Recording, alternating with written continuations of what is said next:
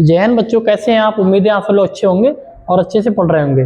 बहुत सारे बच्चे जो हमसे फेस टू फेस मिले थे, कुछ बच्चे ना सीबीएसई बोर्ड के, उन्होंने अपनी इच्छा जाहिर की थी कि हम अंग्रेजी मीडियम की भी क्लास लाएं, एक दो चार मतलब क्लास लाएं। अगर रिस्पांस अच्छा होगा फिर हम कंटिन्यू इसको भी करेंगे अंग्रेजी में भी, ठीक है ना, सीबीएसई बोर्ड के लिए भी।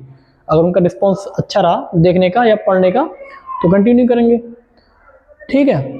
तो क्लास लाने का मतलब ये है कि जो अभी तक हमने पढ़ाया हिंदी में बाइलिंगुअल पढ़ाया, मैं इंपॉर्टेंट टर्म जो अंग्रेजी मीडियम में भी बता दिए थे। तो गणित में तो हिंदी अंग्रेजी का कोई महत्व होता नहीं है, खाली इंपॉर्टेंट टर्म है वो समझ में आना चाहिए क्या कहना चाह रहा है। बाकी सवाल को हल करने का तरीका बस वही है, जो अंग्रेजी मीडियम के हल करते हैं वही हिंदी मीडियम से हल करना है।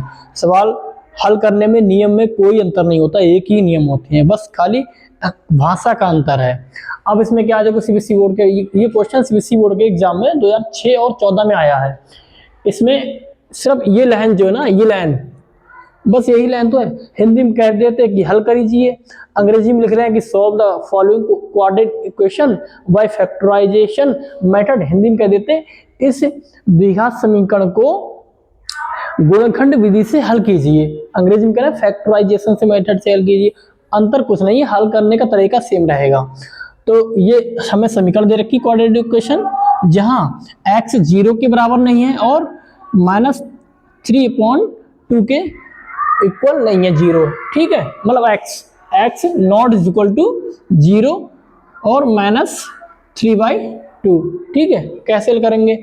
हल करो, हम क्या करेंगे, ये x वाले पद एक तरफ ले आओ पहले, ठीक है।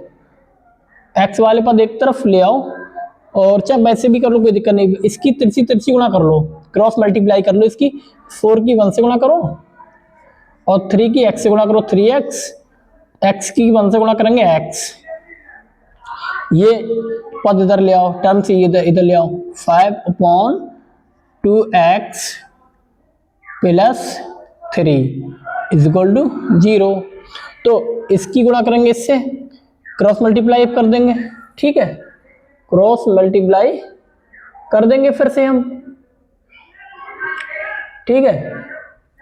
देखिए क्रॉस मल्टीप्लाई करने से पहले हम एक काम और करेंगे, वही तरीका अपनाएंगे। क्या करेंगे हम, थोड़ी कैलकुलेशन सरल हो जाएगी। सरल कैसे हो जाएगी, देखिए कैसे सरल हो जाएगी। इसको एक तरफ ले आओ, 4x, ये इधर ले आओ, माइनस का 5/2x प्लस 3, और ये माइनस का 3 उधर पहुंच जाएगा, प्लस का 3। इसकी तिरछी गुणा कर लो, 4 दूनी 4 2 जा 8x, 4 3 जा 12, 5x की गुणा x है, मतलब 5 गुणा x है x से। अब x की गुणा ऐसे कर देंगे, ठीक है। 2x plus 3 is equal to 3। ऊपर क्या रह गया, 3x, 8 माइनस 5, 3x, ठीक है, 12। ऊपर क्या रह गया, प्लस का 12 अपॉन x के अंदर गुणा कर दो, 2x² plus 3x equal to 3।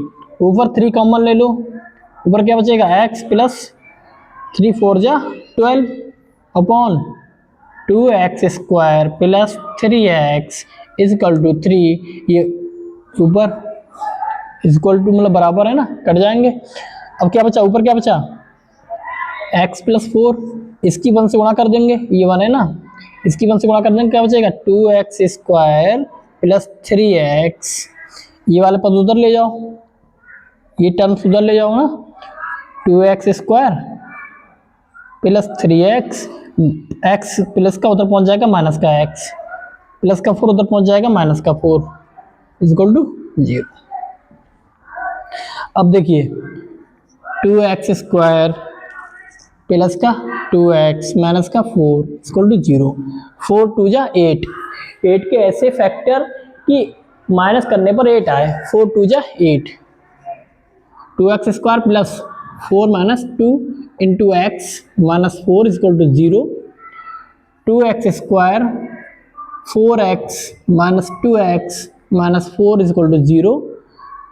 2x common ले लिया तो क्या बचा यहाँ पे x, यहाँ क्या बचा 2 2 जा 4, यहाँ क्या बचा, यहाँ क्या कॉमन है, 2 कॉमन माइनस का, यहाँ क्या बचा प्लस का x माइनस माइनस प्लस 2 2 जा 4 इक्वल टू 0।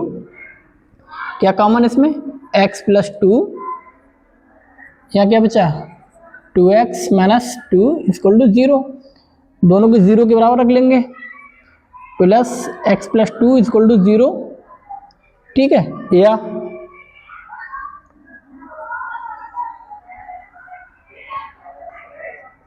और 2x माइनस 2 इक्वल टू 0, तो x माइनस 2, यहाँ क्या बचा 2x इक्वल टू 2, 2 बन जाए 2, x इक्वल टू 1, x 1 इसके बराबर तो नहीं आ रहा ना, ये ठीक है, x के 2 मान आ गए। ठीक है, हल करने का तरीका सेम है चाहे कोई सा बोर्ड हो, बस आपको हम पढ़ा रहे हैं ना, तो थोड़ी सी इतनी मेहनत आप भी कर सकते हो थोड़ी सी, कि अगर कोई टर्म्स हिंदी अगर बाई चांस भूल गए बताना, तो उसको आप सर्च करके देख लें कि इसका अंग्रेजी में क्या मतलब होगा। ठीक है, और बाकी हम नियम तो सारे एक जैसे ही हैं, चाहे अंग्रेजी में चाहे हिंदी में, और एक्सप्लेन करने का तरीका जो आपके टीचर हिंदी में ही करते हैं। इंडिया में सीबीएसई बोर्ड के 95% जो स्कूल हैं उनमें एक्सप्लेन हिंदी में ही किया जाता है। 5% बहुत रियर जो होते हैं, 5% जो स्कूल हैं उनकी बात अलग है, जो इंग्लिश टू इंग्लिश ही होते हैं। बाकी 95% जो स्कूल है वो ट्रांसलेट मतलब जो एक्सप्लेन करने का तरीका है वो हिंदी में, क्योंकि हिंदी में हमारी मातृभाषा में हम अच्छे से समझ पाते हैं ना उसको। ठीक है, भाषा अंग्रेजी क्या भाषा ही तो है, वरना अंग्रेजी से हिंदी में कोई अंतर थोड़ा ना आ गया। ये तो ना कि अंग्रेजी में अलग नियम लगेंगे हिंदी में अलग नियम लगेंगे, नियम सेम ही लगेंगे, बस एक्सप्लेन करने का तरीका होता है। और जिस भाषा में हमको ज़्यादा अच्छे से समझ में आता है तो उस भाषा में एक्सप्लेन करेंगे, उस भाषा में हमें हमारी थॉट प्रोसेस क्या होती है उसी भाषा में होती है जिस भाषा से हमारी मातृभाषा होती है। अगर हम अंग्रेजी में कोई चीज़ सोचेंगे नहीं सोच पाएंगे, हम हिंदी में ही अपनी जो मातृभाषा हिंदी है चाहे कोई भी भाषा हो उसी भाषा में सोचते हैं और लिखे चाहे किसी भाषा में फिर ट्रांसलेट करके। ठीक है, तो आप ज़्यादातर जो छात्र हैं जो कह रहे थे उनकी शिकायत दूर हो जाएगी, और बाकी आप मेहनत कीजिए। भाषा का इतना इम्पोर्टेंस नहीं है, बस नियम सीखिए आप। ठीक है, सवाल जो हिंदी में होते हैं वही अंग्रेजी में होते हैं। देखो सवाल यही हमने ये सारे सवाल आपको करवा रखे हैं, ये सारे सवाल करवा रखे हैं रिवीजन क्लास में, सारे सवाल करा रखे हैं हमने ये, लेकिन अंतर बस यही है कि उसमें हिंदी में लैंग्वेज लिखी है और इसमें अंग्रेजी में। बाकी सवाल तो ये अंग्रेजी में ऐसे ही लिखा जाएगा और हिंदी में भी ऐसे ही लिखा जाएगा, उसमें कोई डिफरेंस नहीं होने वाला। डिफरेंस में इतना ही है जो ऊपर एक लाइन लिखी है, क्या लाइन लिखी है, solve the following quadratic equation, ये जो लाइन लिखी है बस इतना है, उसमें हिंदी में लिखी होती है कि हल कीजिए, बस और कोई अंतर नहीं है। ठीक है, अगले क्वेश्चन की ओर बढ़ते हैं हम।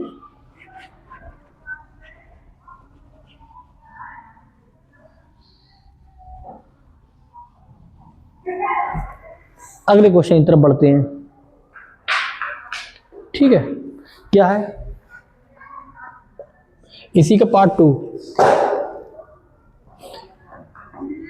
2x upon x minus 3 plus 1 upon 2x plus 3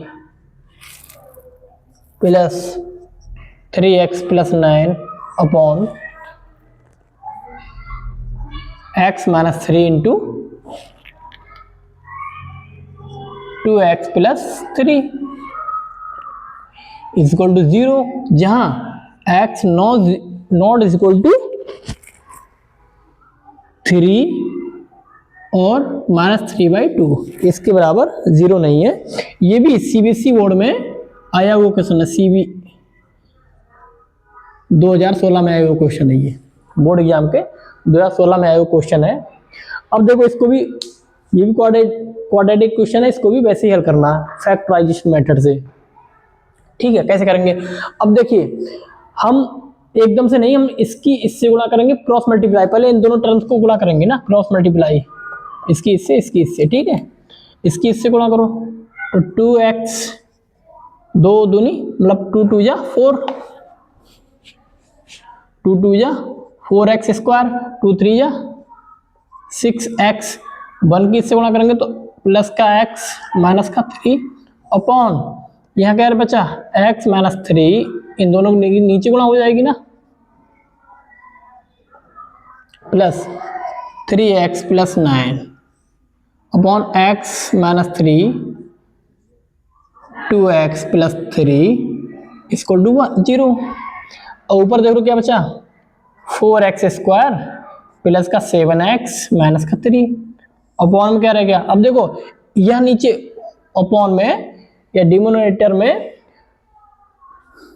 LCM same है, तो एलसीएम ले लेंगे ना हम x minus 3 into 2x plus 3, तो एलसीएम ले लिया, एलसीएम सेम है तो कुछ अंतर होने वाला है नहीं, तो प्लस का 3x प्लस 9 इक्वल टू 0। ठीक है, अब ऊपर देखिए 4x स्क्वायर 7 3 10x प्लस का 6। अब देखिए ये जो पद है ना इसको 0 से मल्टीप्लाई कर देंगे, ये 0 हो जाएगा, टोटल 0 हो जाएगा। ये बचा, इसको 2 कॉमन ले लो, क्या बचेगा 2 2 जा 4x स्क्वायर 2 5 जा 10 2 3 जा 6। ठीक है, ये तो 0 हो जाएगा। बचा ये, इसके फैक्टर कर लो, 3 की गुणा करो 2 से, 3 2 जा 6, 6 के ऐसे फैक्टर कि जोड़ने पर प्लस करने पर 5 आए, ठीक है, और गुणा करने पर 6 आए, मतलब 6 के ऐसे फैक्टर गुणा करने पर 5 आए। 3 2 जा 6, 2x square 3 plus 2 into x plus 3 equal to 0,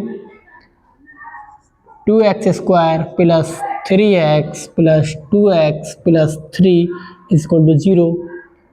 क्या कॉमन है यहाँ पे x कॉमन है, 2x प्लस 3, यहाँ क्या कॉमन है 1, कुछ कॉमन नहीं तो 1 कॉमन होता ही है, 2x प्लस 3 इक्वल टू 0। यहाँ क्या कॉमन है 2x प्लस 3, तो x प्लस 1। ठीक है, अब देखिए x के दो मान आ गए, 2x प्लस 3 इक्वल टू 0 और x प्लस 1 इक्वल टू 0। तो यहाँ पर क्या आ जाएगा x का मान प्लस का 3 उधर पहुंच जाएगा माइनस का 3 अपॉन 2, यहाँ पर क्या आ जाएगा x इक्वल टू माइनस 1। अब देखिए x के दो मान आ गए, लेकिन क्वेश्चन दे रखा है x नॉट इक्वल टू 3 और माइनस 3/2, ये माइनस 3/2 है, इसलिए ये उत्तर में सम्मिलित नहीं होगा, ये आंसर में सम्मिलित नहीं होगा, ये उत्तर नहीं हो सकता, ये उत्तर होगा, x का एक ही मान होगा। ठीक है, ये उत्तर है, आंसर ये है। ठीक है, क्योंकि ये कंडीशन दे रखी थी ना इसके बराबर, अगर इसके बराबर हो गया ना तो ये इसको सेटिस्फाई नहीं करेगी, मतलब इसको सेटिस्फाई नहीं करेगी। ठीक है, सही है, इसीलिए इसको बराबर में नहीं करा। अगर आप इसको हल करके देखेंगे तो 3/2, 2 से 2 कैंसिल माइनस 3, और ये 0 हो गया, ये भी 0 हो जाएगा, 0/0 इन्फिनाइट, और इन्फिनाइट का जोड़ कुछ भी करो इन्फिनाइट आ जाएगा, इन्फिनाइट इक्वल टू 0, सेटिस्फाई नहीं करेगा, इसीलिए x नॉट इक्वल टू, ये हमें क्वेश्चन में दे रखा है, इसलिए उत्तर में सम्मिलित नहीं होगा, ये उत्तर है। ये 2016 के बोर्ड एग्जाम में आएगा वो क्वेश्चन है।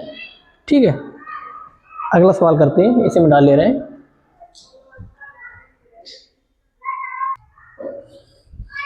अभी तीसरा सवाल है, देखो शानदार सवाल है, सीबीएसई के 2004 और 2015 के बोर्ड एग्जाम में आया हुआ क्वेश्चन है, बहुत शानदार सवाल है। शानदार इसीलिए है क्योंकि इसको फैक्टराइजेशन मेथड से करना है। अगर हम क्वाड्रेटिक फार्मूला का अगर हम प्रयोग करेंगे उससे तो हो ही जाएगा, लेकिन हमें फैक्टराइजेशन मेथड से हल करना है, इसके लिए शानदार सवाल है, इसको बनाना पड़ेगा। कैसे बनाएंगे देखिए, ध्यान से देखना। अब देखो जैसे हम पढ़ा रहे थे ना, कह रहे थे सीबीएसई बोर्ड वाले देखें, ऐसे ही हिंदी मीडियम वाले या यूपी बोर्ड वाले हैं बच्चे हैं, वो भी यही सवाल देखें। आपको ऐसे सवाल नहीं बताए, लेकिन जब हम पढ़ते तो शायद ऐसे सवाल थे, मुझे ध्यान आ रहा है कुछ कुछ कि ऐसे सवाल थे, लेकिन अब हमारी किताब में ऐसे सवाल नहीं, क्योंकि हमारी बोर्ड में एनसीईआरटी चालू हो गई है, तो एनसीईआरटी में सवाल है नहीं, ये भी सवाल एनसीईआरटी के नहीं है। ठीक है, लेकिन बोर्ड एग्जाम में आया हुआ है, तो ऐसे सवाल तो पढ़ने पड़ेंगे भाई में। तो कैसे फैक्टर करेंगे इसके, 4x² minus 4a² into x. अब इसको हम बनाएंगे, देखो ये क्या लिखा हुआ है, ये लिखा हुआ है a² का स्क्वायर माइनस b² का स्क्वायर इक्वल टू क्या होगा, एक ब्रैकेट में a प्लस बी, दूसरी ब्रैकेट में a माइनस बी। ठीक है, यही तो लिखा हुआ है। अब इसकी गुणा करेंगे हम इससे, x² की गुणांक से, यानी कि 4, इसकी गुणा हो जाएगा 4। अब इसके ऐसे फैक्टर करेंगे हम कि जोड़ने पर ये आ जाए, ये माइनस के चिन्ह हटा दो, माइनस को बाद में रखेंगे, माइनस को अलग करो, जोड़ने पर इतना आ जाए 4a² इतना आ जाए।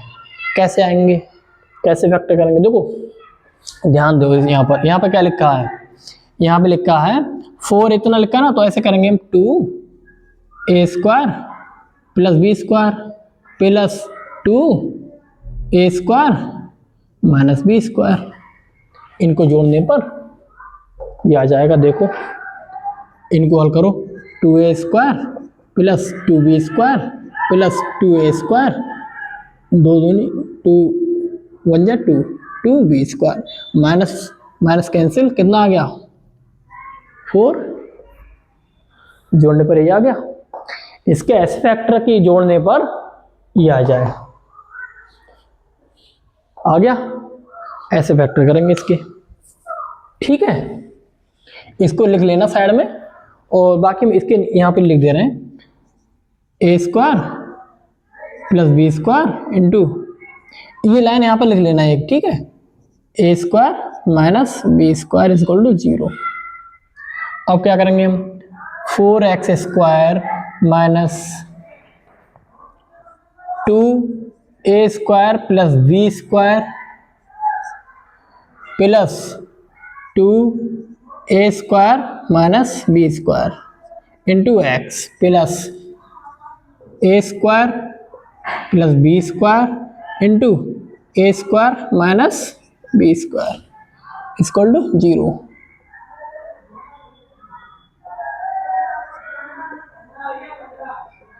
ठीक है, अब देखिए अंदर गुणा कर दो x की, क्या जाएगा 4x² minus 2a² plus b² into X minus minus plus minus 2a² minus b² into x plus a² plus b²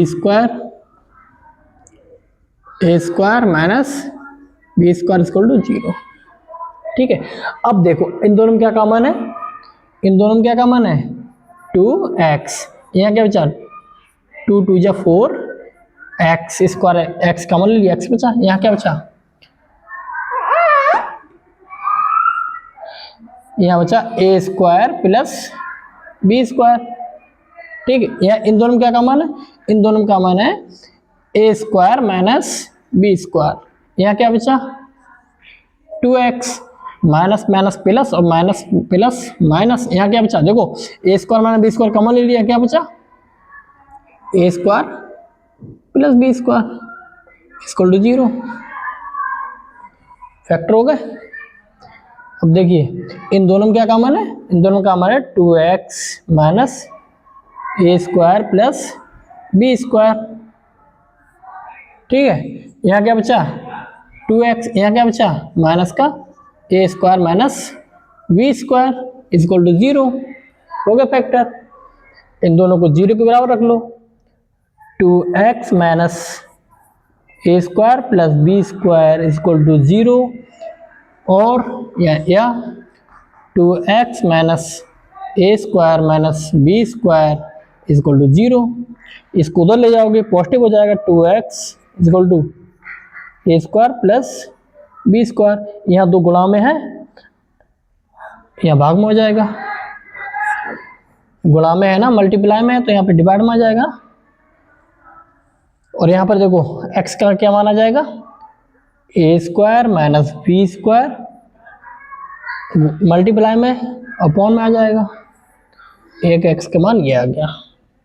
ठीक है, हो गया, ऐसे करते हैं, मतलब ध्यान देना पड़ता है, ऐसा नहीं कि हमने कोई जादू कर दिया, बहुत ध्यान देना पड़ता है।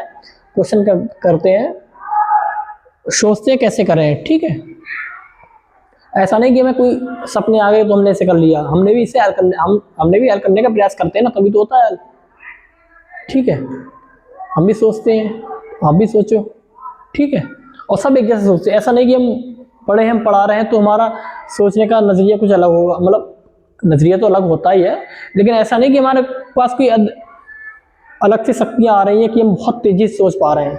सोचने का प्रोसेस जो होता है सबका एक जैसा ही होता है, ठीक है। बस ये है कि कौन कितना ज़्यादा अच्छे से सोच पाता है, तो मेहनत करनी पड़ती है। ऐसा ना जैसे सोचने में हार मान लें कि हम अब नहीं सोचेंगे, चलो कहीं ना कहीं से मिल ही जाएगा, हार मान लेते हैं, तो वहाँ पर हम नहीं सोच पाते। जब ठान लेते कि सवाल हमको ही करना है, तो फिर हमारा दिमाग अच्छे से चलना शुरू हो जाता है, ठीक है।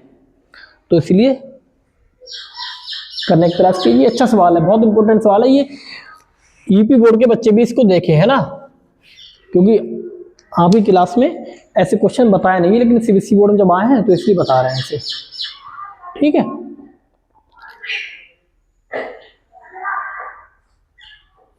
ठीक है, नेक्स्ट क्वेश्चन।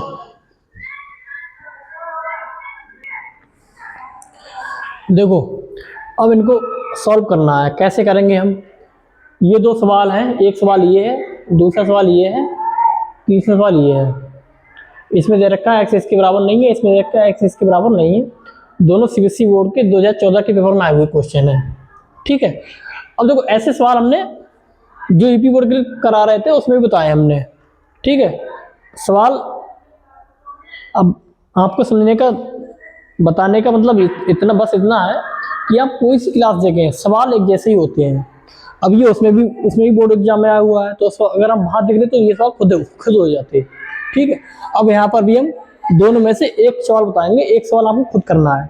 अब आगे हम जो क्लास है ना, इसके जो कुछ सवाल है वो तो हमें कराने हैं, और बाकी सारे अगर आपको चैप्टर अगर बोर्ड एग्जाम की दृष्टि से महत्वपूर्ण क्वेश्चन पढ़ने हैं, तो इसमें जो होमवर्क है, दोनों में से एक होमवर्क होगा, वो सवाल आप खुद करके कमेंट बॉक्स में आप भेजोगे। अगर नहीं हल हो पाए, जहां तक हल हो पाए वहां तक भेजोगे। ऐसा नहीं कि आपने छोड़ दिया अब बता दो, ऐसा नहीं, आप हल करके भेजोगे जितना भी हल कर। अगर पूरा हल हो जाए तो अच्छी बात है ना, हल करके भेजोगे तभी हम आगे की क्लास में बताएंगे, नहीं तो हमने जितने क्वेश्चन इसमें नोट करें भी कोऑर्डिनेट इक्वेशन के उतने बता के बंद कर देंगे।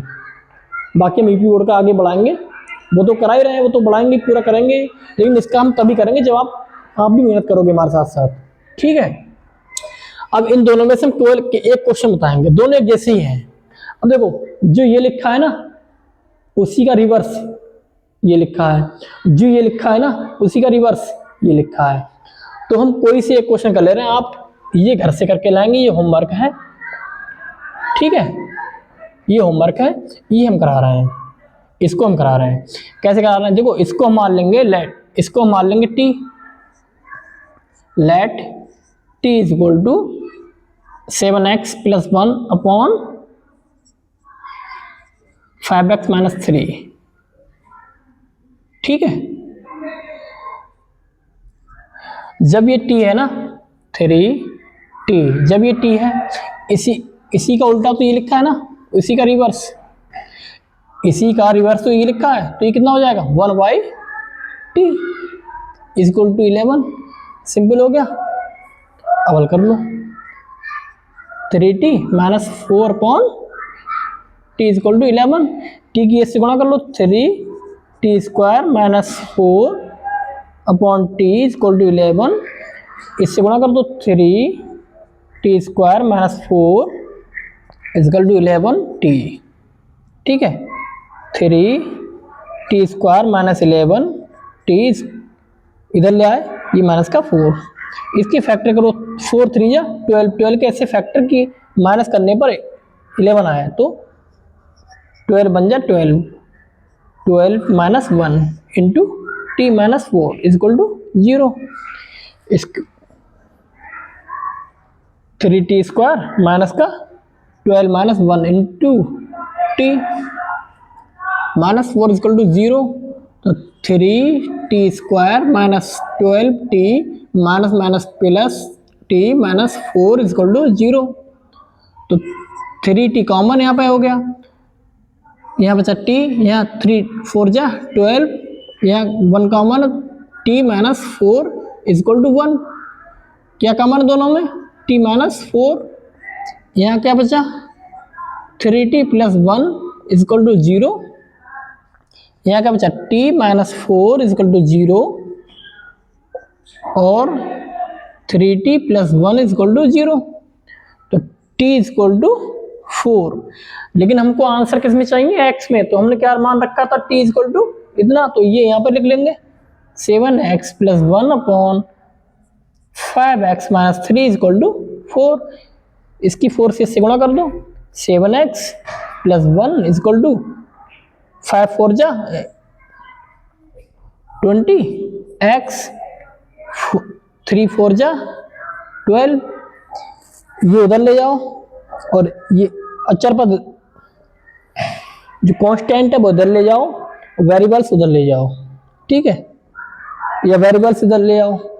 तो 7x माइनस का 20x कांस्टेंट उधर ले जाओ, माइनस का 12, ये माइनस का 1, यह क्या बचा 13, यह माइनस का 13, माइनस माइनस कैंसिल, 13 बन जा, तो x इक्वल टू 1 आ गया, x इक्वल टू 1 आ गया। अब यहाँ पर हल करके देख लेते हैं।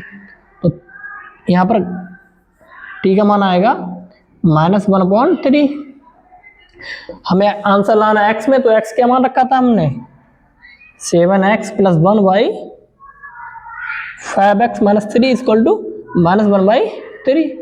इसकी उससे गुणा कर लो, 3 की इससे गुणा कर लो, 7 3 जा 21x 3 1 जा 3 इक्वल टू माइनस की इससे गुणा करेंगे, -1 की, तो -5x minus plus 3 constant variables इधर ले आओ, 21x plus 5x equal to कुछ लाने की जरूरत ही नहीं है। देखो ये प्लस के अंदर ना कट जाएंगे ना, तो यहाँ ये इधर ले आओ, कितने हो जाएंगे 26x इक्वल टू 0, तो x का मान 0,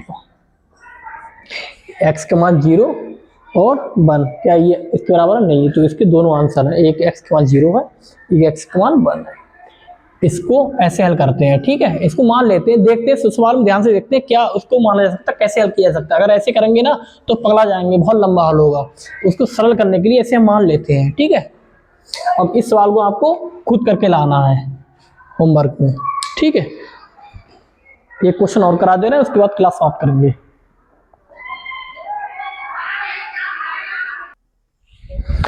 देखिए अगला क्वेश्चन है, find the value of k for which the following equation has equal roots.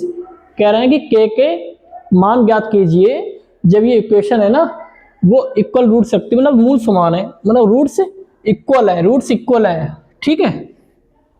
जब रूट्स इक्वल होते हैं तो क्या क्या कंडीशन होती है? इक्वल रूट्स के लिए d इक्वल टू 0 होता है, ठीक है। अभी मेथड तो सेम ही है, चाहे कोई सा बोर्ड हो, तो d equal to 0,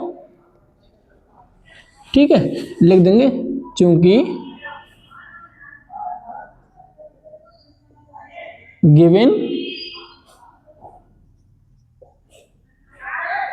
equal roots, इसीलिए d इक्वल टू 0, ठीक है। d क्या है? v square minus 4ac equal to 0। v क्या है इसमें?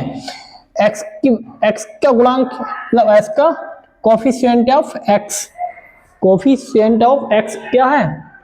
2 इंटू k माइनस 12, ठीक है, -4।